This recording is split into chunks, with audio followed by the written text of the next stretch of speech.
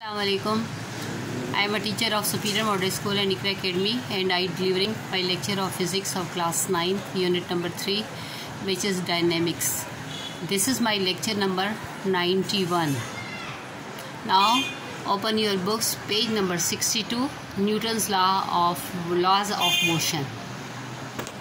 Look at your book, page number 62. Look at here, this is your book, page number 62. Here is Newton's laws of motion. कल हमने पढ़ा था कि dynamics क्या है, ठीक है। फिर फोर्स की हमने डेफिनेशन पढ़ी और उसके यूनिट वगैरह पढ़े। आज हम पढ़ रहे हैं Newton's law of motion. Isaac Newton from 1642 to 1727 was born in England. He proposed a theory of causes of motion. Isaac Newton जो थे, इनको सर आइजैक न्यूटन भी कहते हैं, और इनका जो वर्किंग जो टाइम पीरियड था वो था 1642 to 1727। ये इंग्लैंड में पैदा हुए थे और इन्होंने थ्योरी पेश की थी जिसमें कि मोशन के काजेज़ बताए थे। Collectively they are called Newton's laws of motion, और उनको हम कंबाइंड फॉर्म में कहते हैं Newton's laws of motion, and provide the basis for understanding the effect that forces have an on object, ठीक है। और उन्होंने हमें बेसिस बताई थी कि इफ़ेक्ट ऑफ फोर्सेस जो है किसी भी इफेक्ट ऑब्जेक्ट पे किस तरह होती है। This book was written in the Latin. अब ये एक बुक दी हुई है जो कि इन्होंने सर आइजैक न्यूटन ने रिटन की थी, ठीक है। लैटिन लैंग्वेज में थी, यानी लातीनी ज़बान में, with title Philosophiae Naturalis Principia Mathematica as shown in the figure. ये देखें, ये बुक जो है, ठीक है, ये सर आइजैक न्यूटन ने लिखी थी।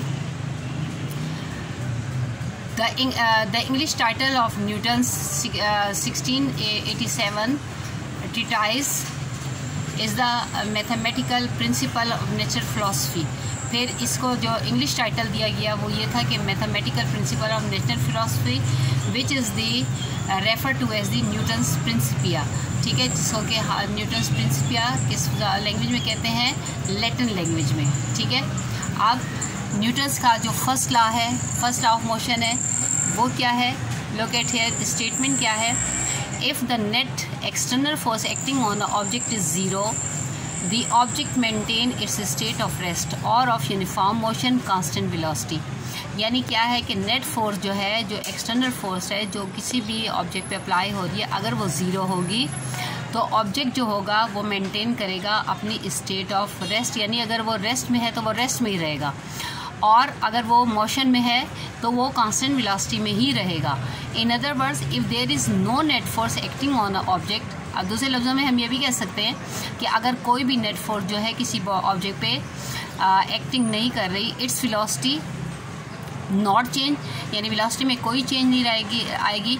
If it is at rest it will remain at rest, अगर कि वो रेस्ट में है तो वो रेस्ट में ही रहेगी। If it is moving it will continue move with constant velocity, अगर कि वो मोमेंट में है तो वो कांस्टेंट वेलोसिटी के साथ मूव ही करती रहेगी, और उसका क्या होगा, एक्सेलरेशन भी ज़ीरो होगा, और उसकी कोई स्पीड में चेंज नहीं आएगी, और ना ही किसी किस्म की डायरेक्शन में चेंज आएगी।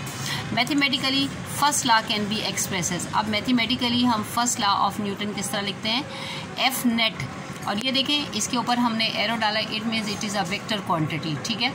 F net is equal to zero when delta V, यानी स्पीड जो है वो भी ज़ीरो है और एक्सेलरेशन जो है वो भी ज़ीरो है, तो फिर हमारे पास क्या है, नेट फोर्स जो आएगी वो हमारे पास क्या है, ज़ीरो आएगी, ठीक है।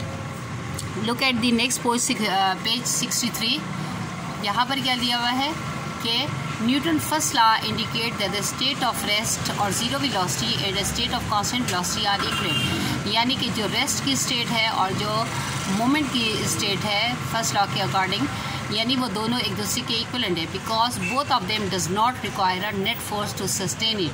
यानी दोनों सूरतों में क्या है कि उनको किसी भी फोर्स की ज़रूरत नहीं है अपने आप, मतलब अपने आप को रेस्ट में रखने के लिए या मोमेंट में रखने के लिए।